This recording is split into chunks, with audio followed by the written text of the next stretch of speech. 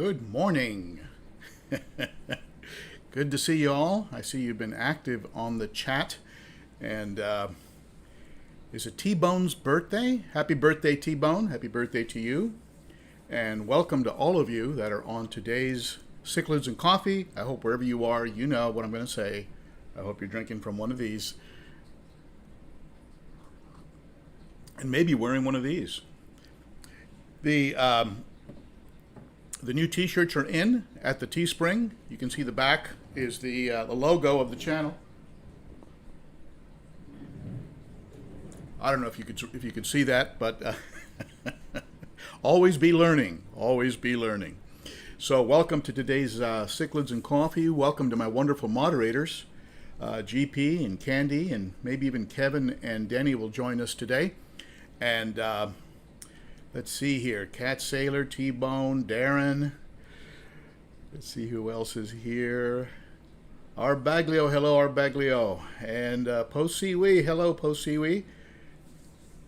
So we have a good group. Get the word out. We are underway. And let's take a look here at, let's go ahead and officially start this.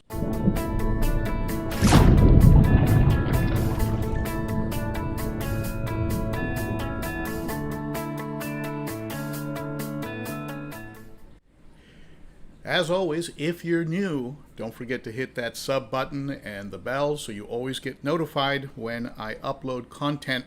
That way you don't miss anything, and I appreciate it when you do that. Subscriptions are up. We're up over 27,000, so we keep growing. And if you go to the Teespring site, you can pick up the t-shirts and the coffee mugs. I have new styles on the coffee mugs, and the hoodie and the t-shirt also show the new logo and the new always be learning motto for the channel.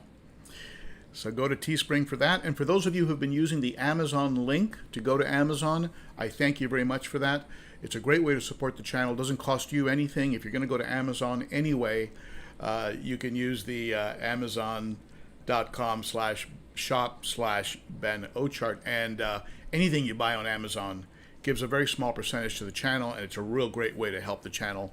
And I greatly appreciate those of you who have used that link. It's great. And so what that means, whether you buy something from my store, a fish-related product from my store, or not, you go off and you buy, you buy a laptop or something, the channel gets a small percentage. So it's a great program that Amazon is offering to help YouTubers that they call influencers. So let's take a look at what's been going on. And hey, Fishroom Fever's here. Forever_BA2 from Sweden. Wow. Okay. Love Sweden. And let's see. Morning, everyone. I think we had someone here from Australia. Someone said it was Sunday somewhere.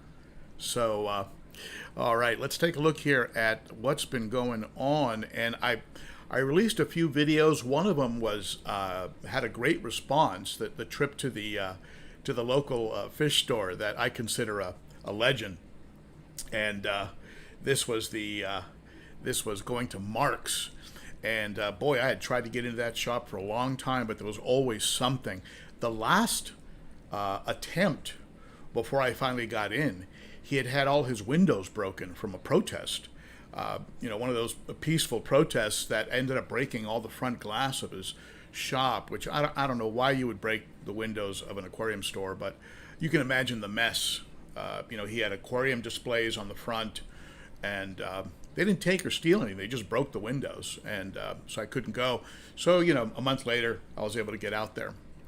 So, Candy or GP, if you can give me a sound and picture check, just let me know how everything looks and sounds. That would be great.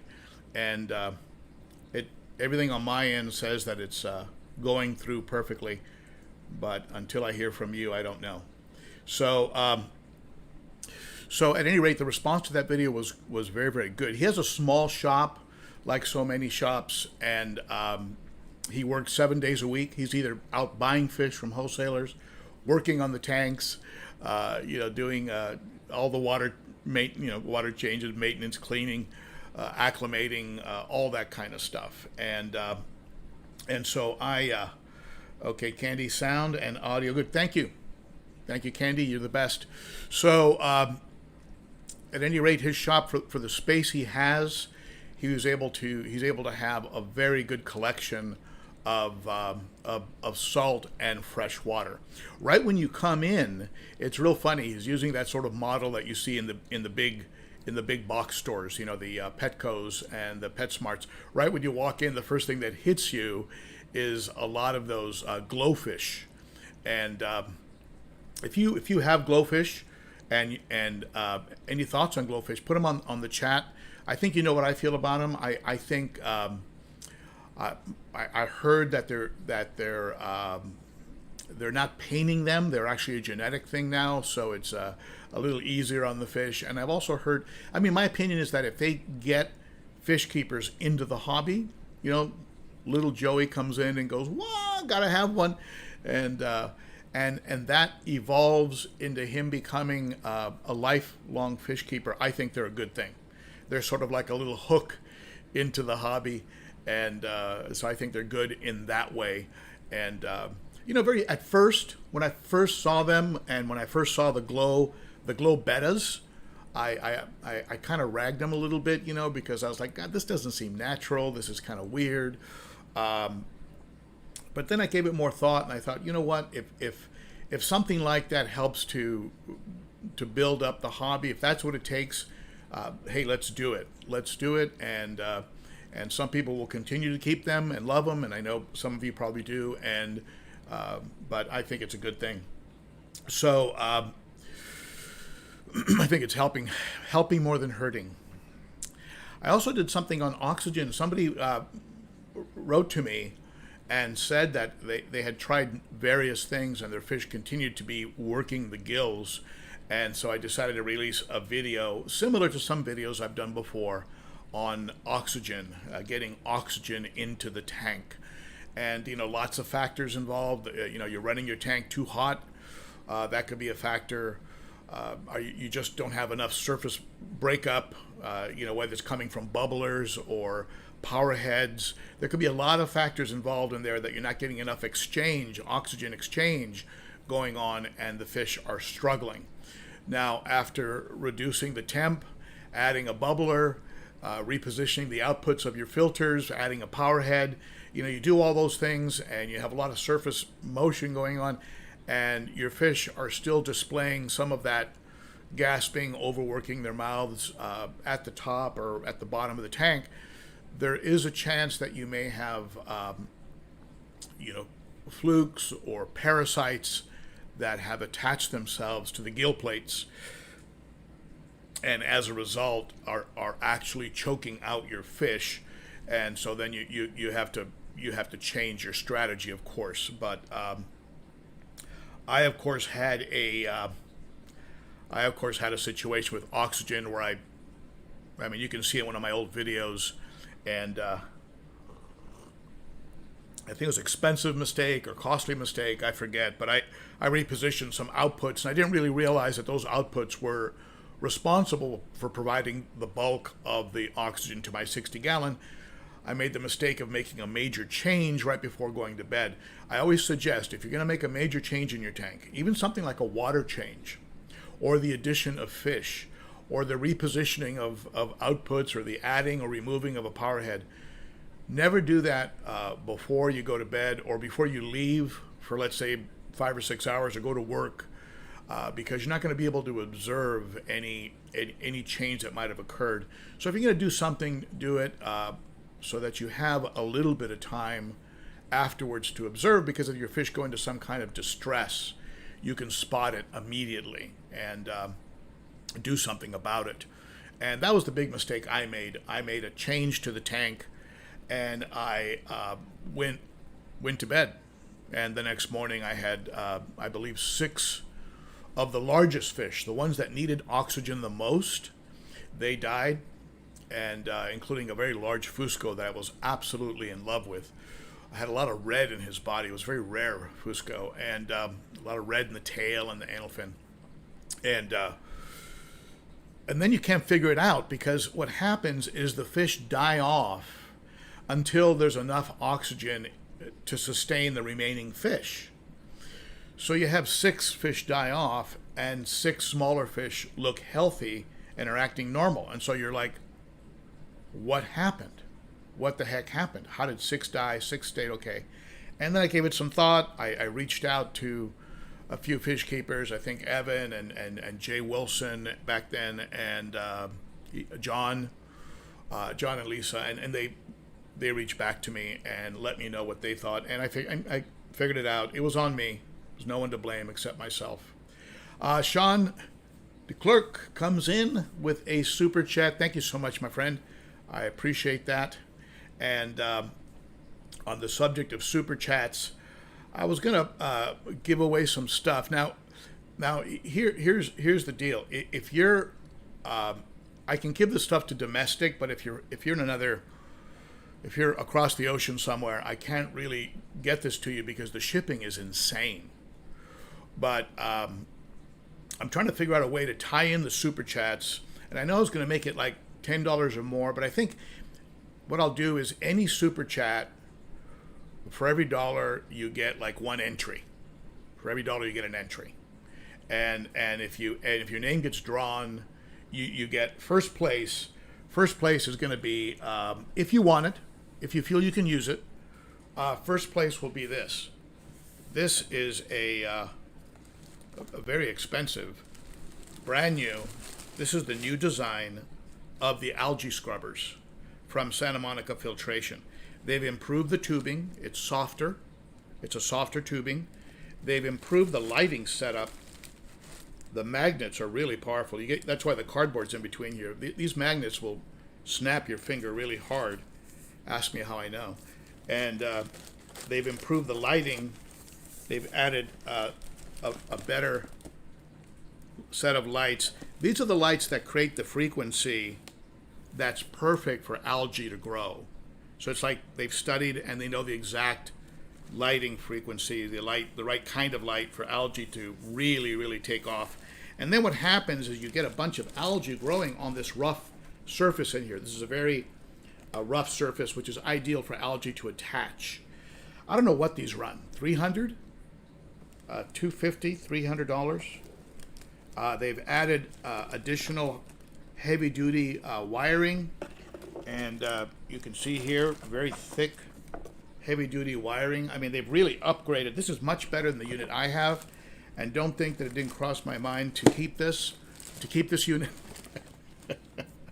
But they sent it to me specifically so I could give it away. So any super chat between now, let's say, and the end of August, let's do that. Any super chat between now and the end of August will get you 1 entry per $1. And so if you do, like Sean did 10, you get 10 entries. Your name goes in the bag 10 times. And then second place is going to be this mothership pump. This thing is a massive pump from Expertmatic and DB366. And hey, Isaac. Isaac comes in with 10. Awesome. And wanted to show my appreciation for the help you've given me with your videos and info, especially my elite plants. All right. Thank you, Isaac. That's very appreciated, my friend. And my pleasure, like always. Anyway, this is a very nice, you see this? Very nice, very well constructed. I love the design of it. And little bottom air intake filter here. And I'm going to do a review on it. I'm going to run it in a quarantine tank, a hospital tank that I have, on video, so you can see how well it works. And it comes with your airline tubing and your stones. You can see here. And you can run a couple air stones. You can run an air stone and a sponge filter. You can run an algae scrubber. So first place will get the algae scrubber. Second place will get this awesome Expertmatic heavy duty. I call it the mothership because it's massive. But always try and put these above your aquarium if you can. and and also put them on a pad, something like this, a little foam pad like this. It'll quiet them way down and prevent any vibration from transferring from the pump into the, so that it gets really loud, transfers over to the cabinet or the, wherever you have it. Sometimes your pump will start making a little bit of noise. Unplug it, unscrew the top, and you'll be surprised. Sometimes a little screw inside of the pump will get loose. Give it a couple turns and put the cover back on, close it. You've got a brand new pump. I had that happen with a Fluval. It started to buzz, and I said, oh my God, I paid a lot of money for this Fluval pump. And I was just about ready to order another one and ditch it, and I just unplugged it, opened it up, and I had a loose screw and gave it a tight. It's been running for over a year now without a single sound. So anyway, Daniel Lopez comes in. Hey, Daniel, thank you for that. 549, thank you so much. And Mary Spelling, thank you, Mary. You've been you've both been long-term fans and support the channel. I really appreciate both of you. So thank you for that. So that's it on that contest. So between now and the end of August, I will go ahead and we will do a drawing and we'll give that away. I'll go ahead and talk about it at each live stream. Maybe talk about it in a few videos just to keep it fresh, and I'll keep count of who's actually done super chats. So, but it doesn't mean you're not important if you don't do super chats. I talk a lot about supporting the channel and using the Amazon or going to Teespring and all that sort of stuff. If you don't do any of that, you still rock. I just want you to know that, and that's important for me to tell you that. We also had a video that came out on, apart from the gasping one, I revealed the fish that I had picked up at Mark's, and that video did okay. I think it's about 2,000 views right now, and Evan, my friend Evan Alexander, IFG, he said, hey, that last video didn't really take off, and the fish reveal videos usually don't do great. It's usually the subscribers that are the most interested, and that's what happened. A lot of subscribers watched it, but it revealed the 3 fish I picked up at Mark's, and they're doing great. They're in the they're in the quarantine tank. They'll probably be there until the end of August. I like to quarantine fish for 1 month, and it was kind of interesting when I told Mark I was over at Mark's Tropical Fish. I told him I'm going to quarantine the fish. He said, yeah, quarantine tanks seem to be coming back. They seem to be popular now.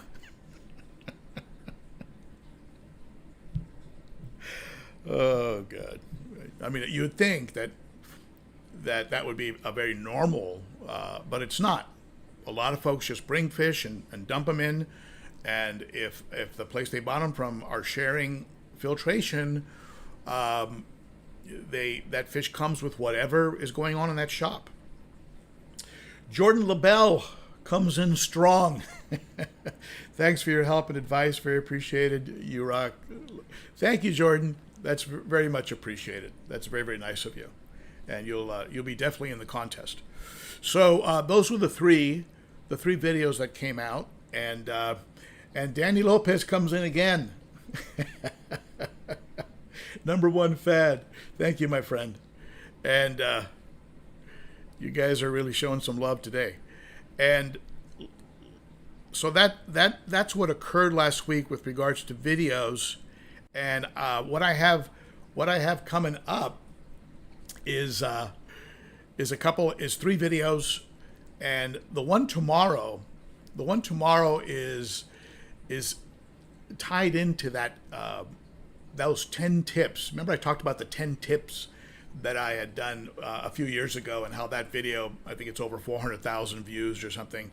And so that video tomorrow, talking about worry, people that worry a lot, and they're a little bit, there's a lot of anxiety and things of this nature in fish keeping. It takes the fun out of fish keeping. So I'm gonna talk a little bit about fear and fish keeping, and some tips on that. It's kind of an unusual video. It's not my usual type of video, but it's just a message that I thought I'd put out there. And people are feeling a lot of different things. I watched a video that Rachel O'Leary put out, I think about a week or so ago, and just talking about what this time period, this COVID-19, the impact it's having on her, and her energy, her morale, and everything else. And so anyway, I'm going to share with you just some advice, a tip that I think I hope it helps. I hope you like it. And I'm not preaching. I'm not a preacher, but it's just advice that works for me. That's tomorrow, fear and fish keeping. And then in the following 2 weeks, I'm going to come up with some videos. People have been asking about show your feeding. I'm going to do some feeding videos. And the first one is I'm going to do a couple of them, and one of them is going to be, I'm going to start off with unorthodox feeding. I'm going to start off with a high protein treat that I give the predators, the big haps. I give them a high protein treat once a week, usually before a water change. So I'm going to do a video. I'm releasing a video on that next week, and I'm also doing a video on. I'm releasing a video on how the fish will clean up the algae scrubber. And the algae scrubber, usually you would pull it off the wall of the tank and use a brush, like a toothbrush, and you clean all the algae off of it, and then you clean the wall, because algae builds up on the wall between the algae scrubber and the lights. It attaches to the wall, and usually you'd pull it out. I don't have to pull it out. The fish do the work for me, and so I'm going to show you. I'm going to show you how that works in that video, and I'll tell you what. I'll show you. I'll give you a preview. I'll show you a preview. This is the one on the feeding the protein treat to the monsters. That the feeding itself, you can see him waiting here, and of course the boss, he knows where the food is coming. And there's some daring fish that might challenge him, but he gets the lion's share, and so he's waiting for that food to drop. And first thing I do is I wet the frozen food with tank water. So I dip the glass in the tank, and so that sort of gets them going. They know something is happening, and they know where the food's going to drop, and so they start to hang around that area. But as you can see, the one who's right in position is the Venusis. And now you see that the fire hap got real daring there, but Venusis says, no, I eat first here. So now the Venusis has that entire serving in his mouth. So he's completely full, and he's gonna wander off, and now the other fish are gonna get a chance to eat. It's like watching one of those National Geographic specials where where the top lion gets to eat, and then when that lion's done, everybody else can. So he's definitely the top lion. And of course, he looks at me like, "Hey, is there anything else? You got some more here for me?" But he's full. He really can't fit much more in his mouth, and he'll go off. He'll go off and somewhere and just chew on that. Sometimes the fish will run off with more than they can chew, and they'll have the food hanging outside of their mouths, and other fish will come and steal it. It's actually pretty funny. So you'll see that in that video. And the other video that's coming out, as I mentioned, is the algae scrubber. And that one, I used a special time-lapse feature of the camera, and I was able to film over the course of an afternoon. And you'll be able to see how this algae scrubber starts completely dark green with long, a long growth of green algae, and the fish actually just devour it and turn that algae scrubber into a nice, clean, ready to hang up algae scrubber. So So it'll be a time lapse of basically between 6 and 8 hours of cleaning in roughly about 15 minutes. And so anyway, stay tuned for that.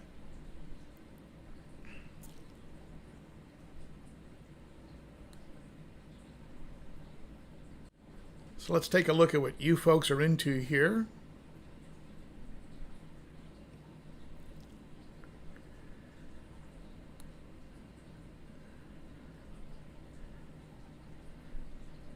All right. World Aquarium Singapore. Wow, that's awesome. Move over here so I can see you better. There we go. If you have any questions for me right now, let me know.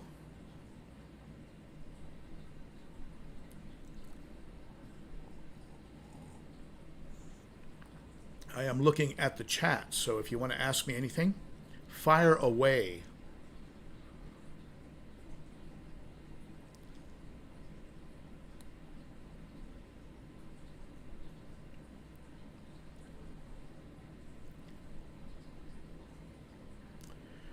Nothing is hopping up or popping up as a question. So here's what I'm going to do. I'm going to get into today's topic. How does that sound? Did I miss a super chat?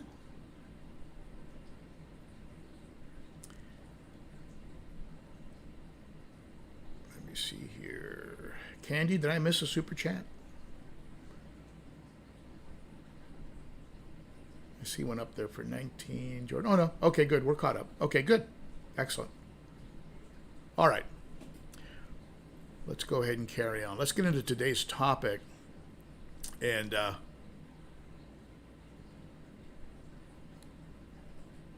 the topic for today is having to do with all the fish that I moved over from the 100-gallon.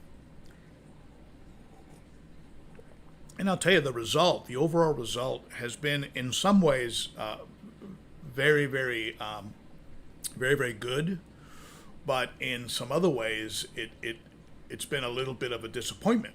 And I've tried, I've tried many different methods for addressing aggression. You can imagine, right? The years I've had African cichlids. The common methods are timeouts. You hear people talking about timeouts, pulling the aggressive fish out and then bringing them back in later. I haven't found that to work. I find usually that the fish will just pick up where he left off. So timeouts I don't necessarily recommend, and at least they haven't worked for me.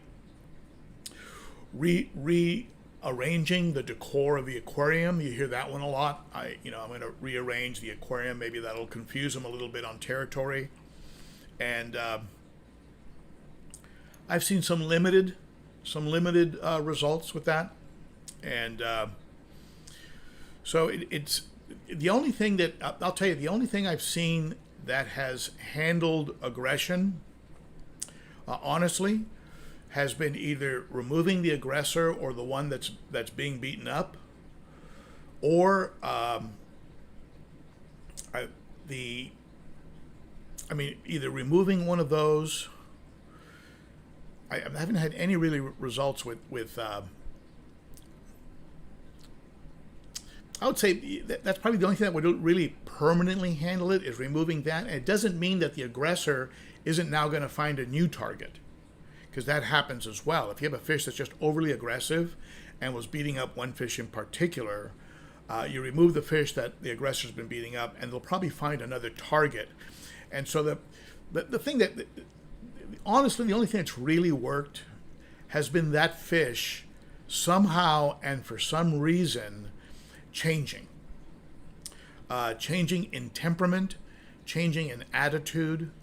The aggressive fish, for some reason, and I can't tell you that I know why, but for some reason the fish actually mellowing out a little bit. I don't know if it's because of age, because of something in the water, maybe the removal of a female or a certain hormone that changed something. But I've seen fish, for example, the boss in the tank here, Vinny, the Venusis, went through a period where he was really rough. He was rough on fish. And now, I mean, you can see him. I mean, he's just Mr. Mellow. Nobody messes with him. He runs the tank. He is without doubt the boss. But he's just mellow. He just changed. I don't know if he got older, wasn't into it anymore. He actually let the eye biter get over on him for a little while, and then he tuned up the eye biter real good and became the boss again. So nobody messes with him now. Even the Malawi trout doesn't mess with him. So he changed. Something changed in him. Maybe it's because of the undisputed dominance that he has. The eye biter. The eye biter used to chase constantly. You folks remember from the prior live stream. Some of you would comment, "Boy, that eye biter, he's going crazy." Blah blah blah. The Malawi trout became bigger and heavier, got over on the eye biter. The eye biter became third in the pecking order. Now it's very, very rare for that eye biter to go after anybody. He just kind of hangs around, and so some of the surprises for me when I brought over the fish, some of the surprises included this guy here, the deep water. I had to take the deep water out before because people were picking on him. People leave him alone now; they ignore him. The super red empress, that's back in here. The super red empress couldn't come out of the plants because the fire hap would go after him and was looking like he wanted to kill him. Fire hap ignores him, goes after him a few times, and will probably go after him now because I've mentioned it. You can see the trout going after a few folks there, displaying a little bit of aggression. The trout's probably the biggest chaser that I have right now, and will probably be pushing for first place. But you can see, look at the eye biter right there, just hanging out. You guys used to comment about how he was terrorizing everybody. So, some good surprises. The super red empress things are relatively mellow. As he gets chased, the Borlei quad can come out before the Borlei could not come out. You can see him right there, the Borlei, and beautiful fish. And he couldn't come out. The fire hap would chase him. So I've had some good outcomes from all these fish coming in. But the one thing I was trying to address the most was the Fusco, and the Fusco continues to hang out here in the corner of the tank. You can see him right there. And he does come out. He comes out from time to time. He swims. He eats well. He attacks the food, but he's not active. He doesn't move throughout the tank. And when he does, he is still being, to some degree, chased by the trout. So, in some ways, adding all the fish to spread out the aggression, in some ways was good. It's a much more lively, much more colorful, much more enjoyable tank. I really, really enjoy sitting in my easy chair and looking at it because I've got so much going on now and all the color and everything. But the Fusco, and I don't know if it's because the Fusco is also an older fish. He's probably one of the oldest fish in the tank, next to the Xeroc. I have a Xeroc in there that I've had for 5 years, maybe, and he was already fully colored up when I got him. So he's pretty old. You can tell he's old. He's a little bit sunken in. He's a little bit of a hunchback. You can tell he looks like an old fish. The Fusco is kind of old, and maybe he's just doesn't want to fight anymore. You can see the Xeroc is up here. Right there's the Xeroc right up there in that corner. Interestingly enough, the Venusus is hanging out in the corner, being kind of mellow. You can see the trout just kind of hanging out. So, at any rate, does adding a lot of fish completely handle and spread out aggression? I would say no, not entirely. You're going to have some situations that are going to persist, and You're going to have to increase your maintenance. I mean, I'm doing, 60, 70, 80% water changes. I'm having to clean out and rinse out the matin, the porous sponges more regularly because there's a lot more waste occurring. So so things to consider. If you're thinking about having a heavily stocked tank to spread out aggression, you might still have aggression. You may still have a fish that has singled out another fish because of similarity of shape, similarity of color, something. If they can work through it, I mean, there's a chance that trout might hit a point where he actually mellows a little bit. I mean, he's going to grow another 4 inches. I mean, he's going to be a monster. He may at some point be too big for this tank.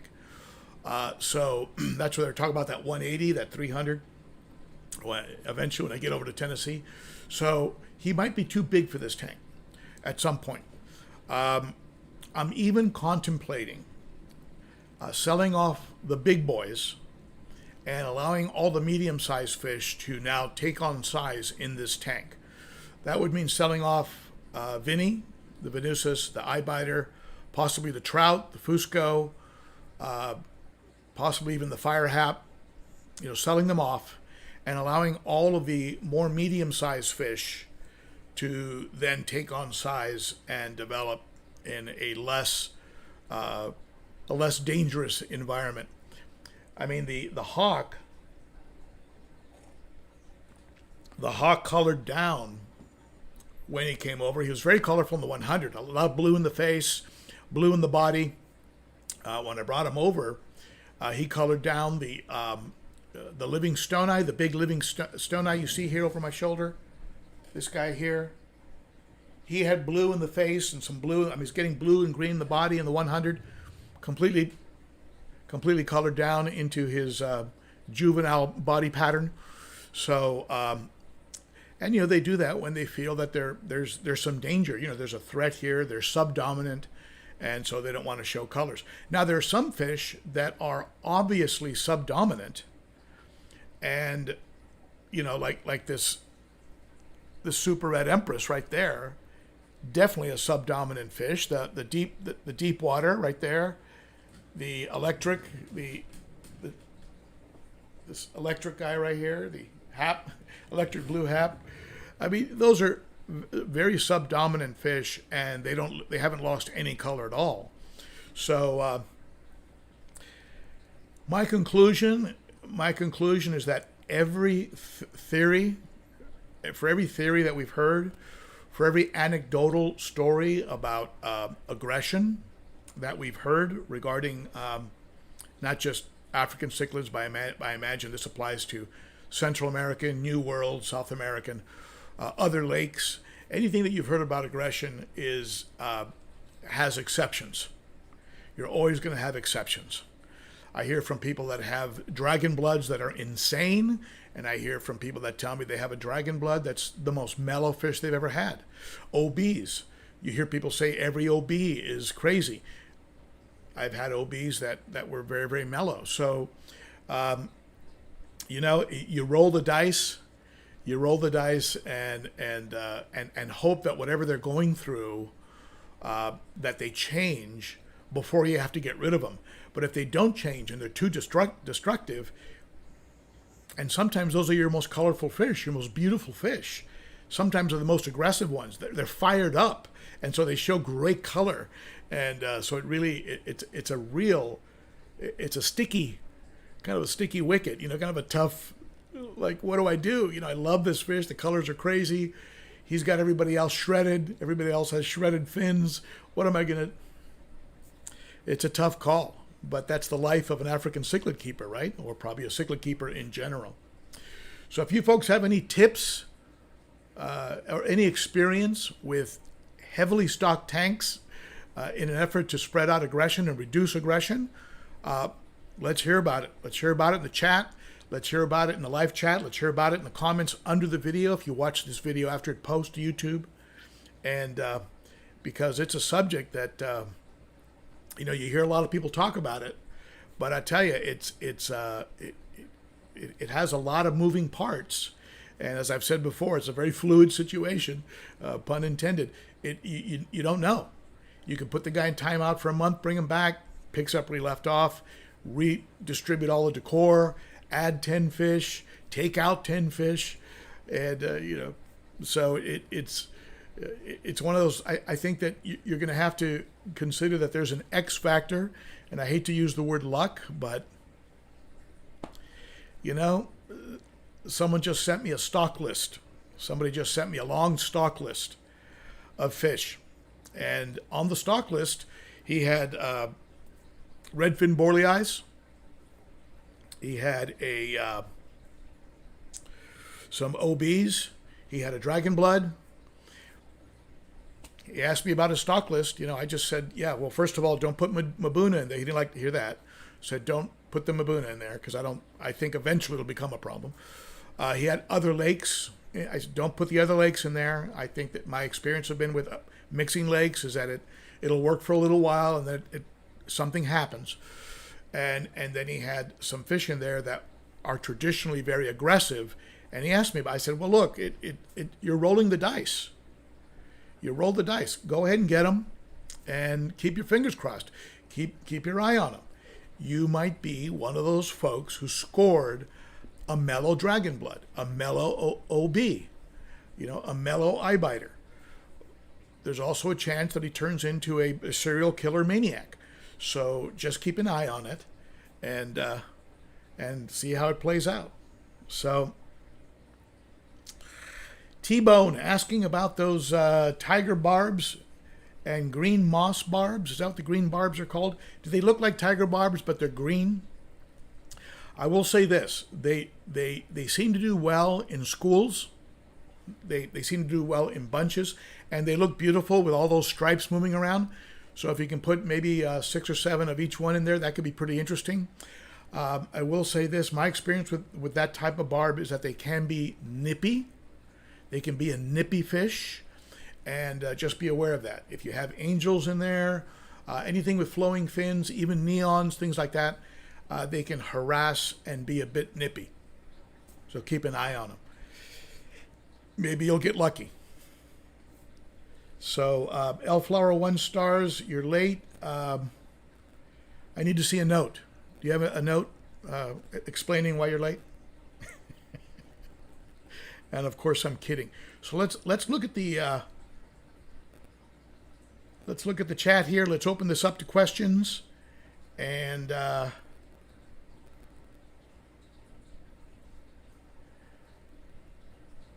let's see what we got. If you have any questions, go ahead and throw them out there. I am open for questions.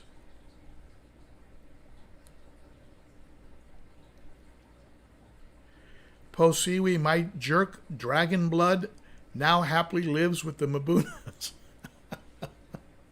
Now see, Mabunas are very territorial, can be very, very aggressive.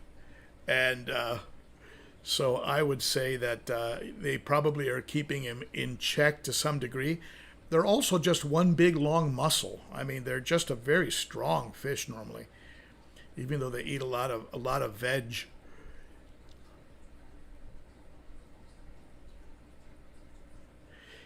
This girl and her fish. You have beautiful. Thank you. I have beautiful fish. Jack Dempsey's are one of my favorite fish, and at some point I hope to have a different type of cichlid tank, and Jack Dempsey would be one of the choices. I think they're beautiful, absolutely beautiful.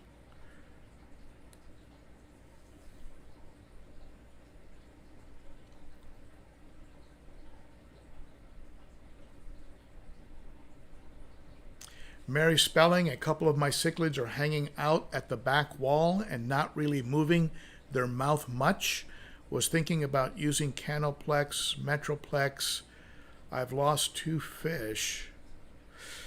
It's one of those things where unless we can see the fish you lost, it's kind of hard to make a suggestion. They may be getting harassed. They may be subdominant and intimidated and afraid to come out of the back. You might try a little garlic maybe some focus. I've found that those omega-1 cichlid cubes that have garlic in them are a little hard to resist, and they come out and eat, start to put on some strength. Personally, I'd probably go with an API general cure first if I wanted to medicate. You know this already. If you medicate, be sure to remove chemipure, pyrogen, charcoal, activated charcoal. Be sure to take all of that out of your filters, or it will absorb the medication and it will not work. After you're done medicating, put those back in for a few weeks to absorb. Usually charcoal for a few weeks after you're done, then throw that charcoal out so that you absorb the residual medication. But without looking, it's a guess. So I really wouldn't know what to suggest. You may have intimidated fish that are being harassed. Yeah, what Candy says, probably getting bullied. And sometimes the fish will not show you that they're bullied. Will not bully when you're there, because when you're looking at the tank, they think it's feeding time. So the aggressive fish are coming up to the front. It's when you're away or the lights are out and you're not looking. So they can be pretty sneaky about it. And you don't see any chases going on, but you notice that one fish every day looks a little bit more and more shredded. It's because when you're not looking, they're making trouble. Flukes are an infection. Yeah, it could be flukes, Mary. I mean, but, you know, if they had the flukes, they would attach to the gill plates and you'd see them working their mouths. I wouldn't guess flukes. Maybe something general, maybe something in the intestinal tract. It could be, if there's no other outward signs.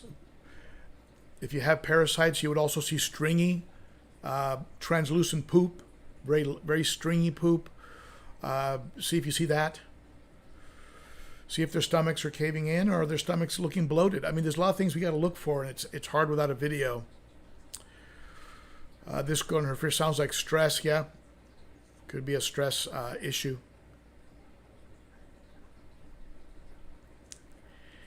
Any chance of seeing that cooling fan you posted about the other day?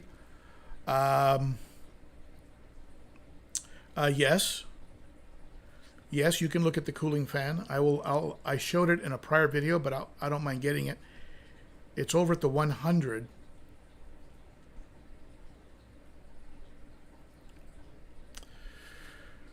What's the best food that won't cloud up? This is from this girl and her fish. What's the best food that won't cloud up so much? I've almost switched to just feeding tilapia, bloodworms. Feel like I'm depriving him of nutrients. I haven't had any clouding with Extreme. I haven't had any clouding with Northfin. I haven't had any clouding with Cobalt. Sinking pellets, don't get the floating ones. Sinking pellets. I say don't get the floating ones because they, in my case, they get sucked into the overflow before the fish can get to them. So Extreme, Northfin. I have had some clouding with New Life Spectrum, but I haven't used it in over a year, and I've heard they changed the formula. So, and I use a variety of pellets. I use a variety of things when I feed my fish. There's a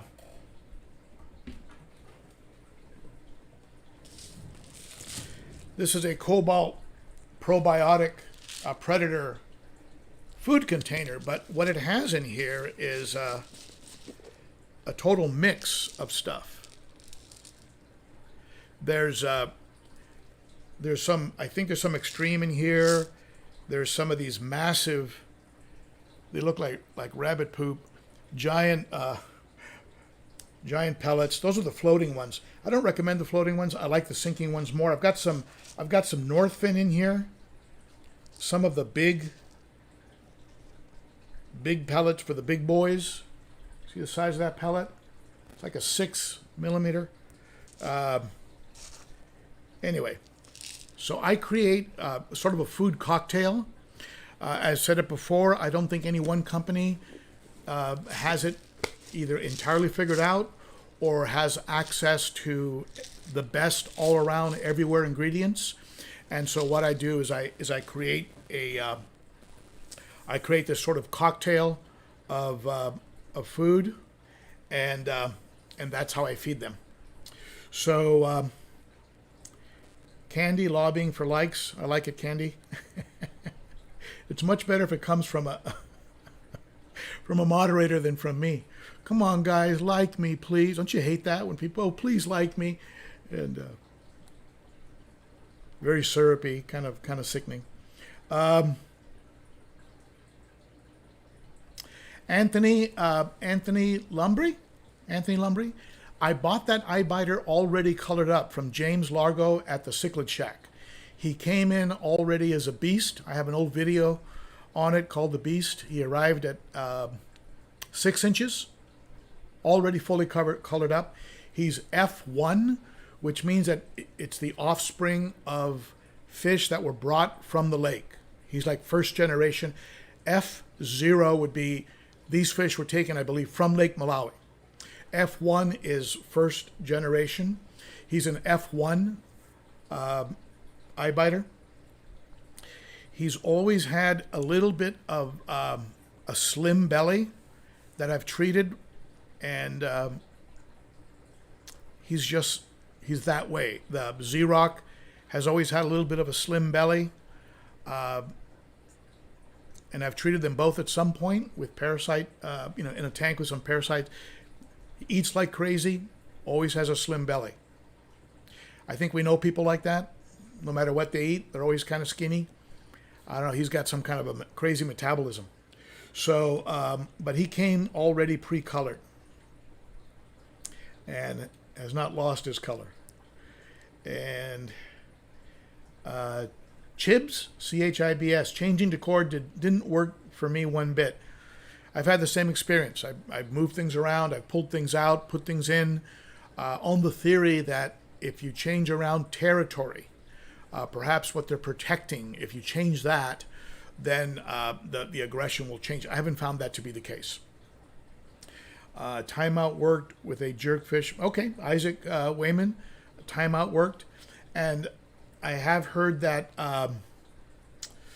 if you do a timeout, if the timeout is long enough, some other fish can get confident and move into a dominant position. There's always going to be dominant and subdominant fish. So if you pull out the dominant fish, some other fish is going to move into a dominant position. And if they happen to be a more mellow boss fish, like my Venusus, like the Venusus is, then you're going to be in good shape. And let's see here. Mary Spelling. Yeah, I might document the setting up of tanks. I might do that. And I do have some older videos where I go into the setting up of that old 135 that I took from a reseal. I resealed a 135, cycled it, added fish to it, and I documented it. I also documented, if you go way back, you'll see the documentation of the 60-gallon. I'd say it's about 4 years ago, where I walked through the whole process. I remember how I felt that 60-gallon was massive and huge, and I loved it. And within 9 months, I was shopping for a bigger tank. The life of a cichlid keeper, right? And I'm going through the chat. I thank those of you who have super chatted.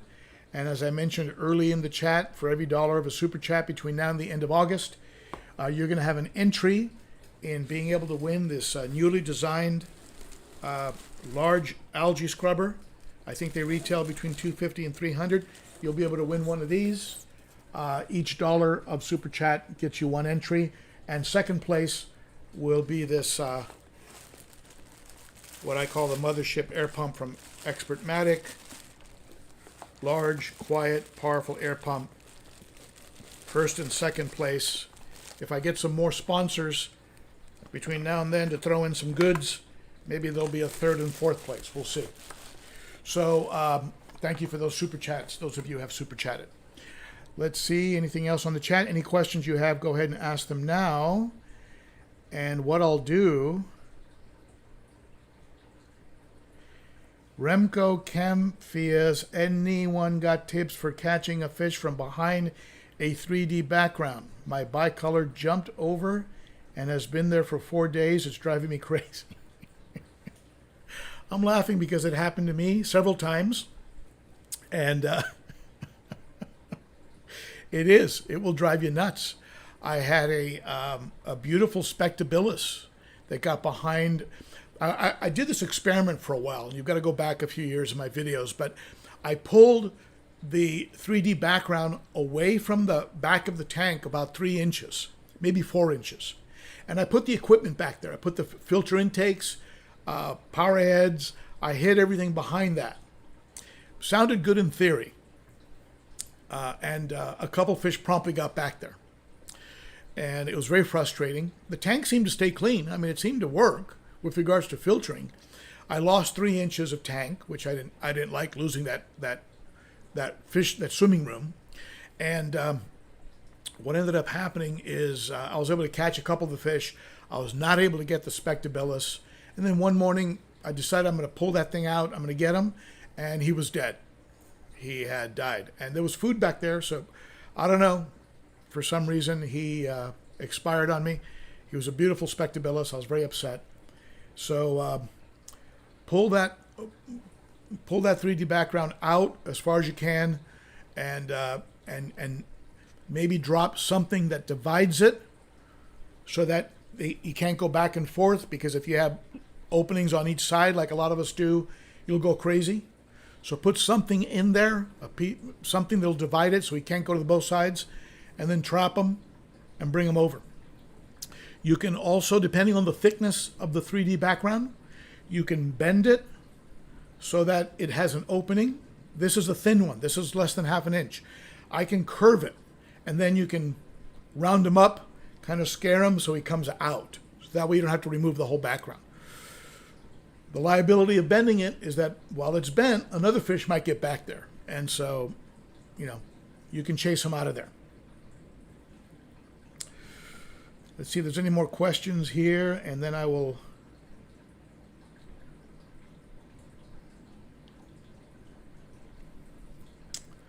I'm going to do this. I'm going to run and get that fan that someone wanted to see.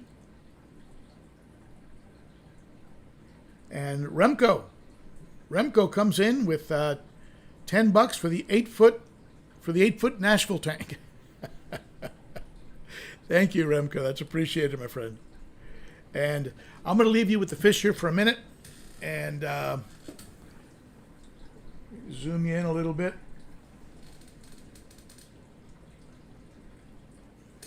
So you hang with the fish for a second. I'm going to go get that fan.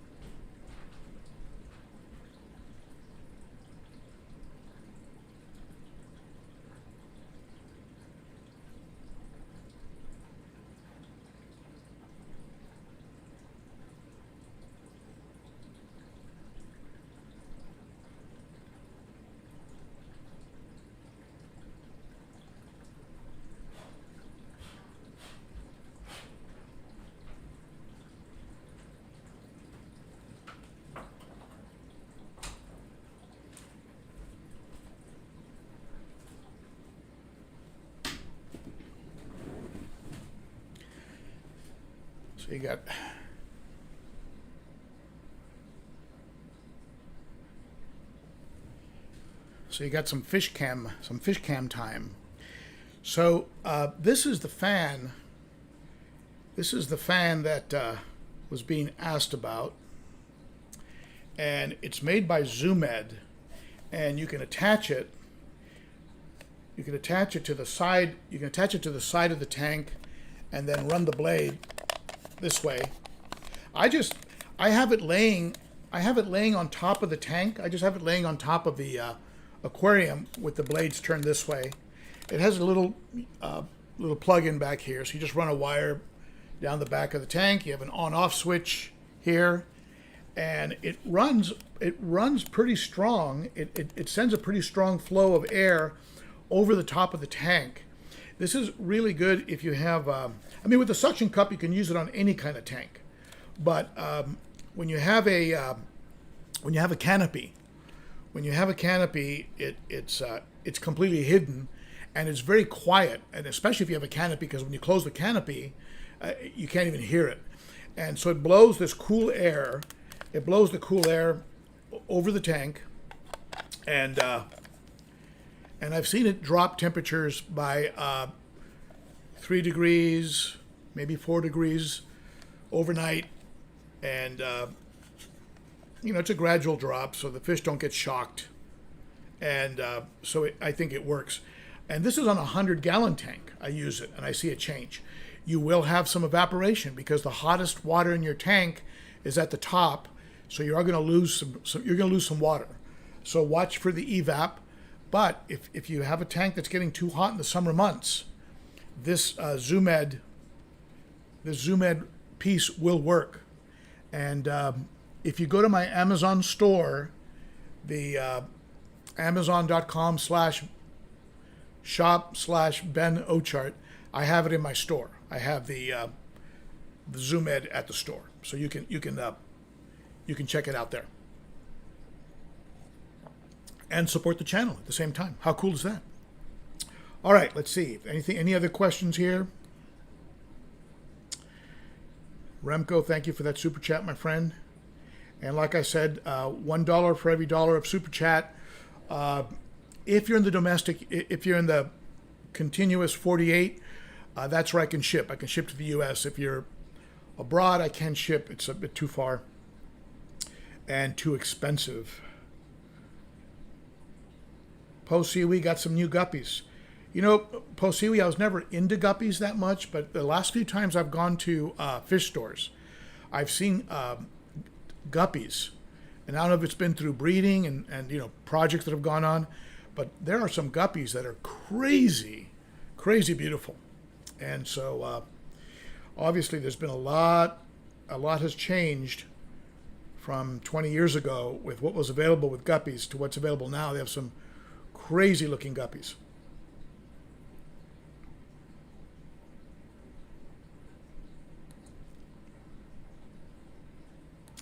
Darren is talking about telling Mary sounds similar to what I had, and I treated with bacteria and parasite treatment after a water change and left for 5 days and done the same again.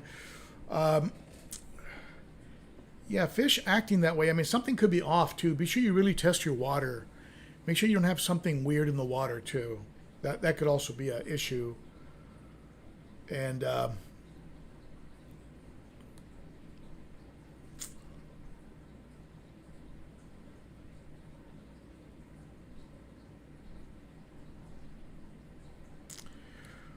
all right. Any other questions you want to ask them now, because we are on the hour. Looks like we still have about 107 on the chat. I want to thank, on the stream, I want to thank all of you for sitting in. And a sincere thank you and shout out to my moderators, the best on YouTube, and I am serious when I say that. And thank you to all of you for supporting the channel. And I think with that, since we're on the hour, I'm going to go ahead and wrap this thing up. And if you haven't already, be sure to hit that sub button and the bell and the like button. And I think we're good to go here. Thank you, everybody. And I look forward to seeing you next weekend. And remember, between now and the end of August, all super chats for every dollar will be one entry in the contest. I don't want to beat that to death, but I thought I'd mention it one more time. All right. Thank you, everybody. And Daniel Lopez comes in with $21.99. Thank you, buddy. Thanks for being you. I have no choice. I can only be me. Thank you so much, my friend. You are appreciated. And I will see you folks next week. Tune in tomorrow for a special message in my video, some advice in these troubling times. And next week, check out the feeding, the high protein feeding to the beasts, to the big haps behind me, and also the time-lapse video of the algae scrubber being cleaned by the fish. Thank you so much, everybody. Bye-bye.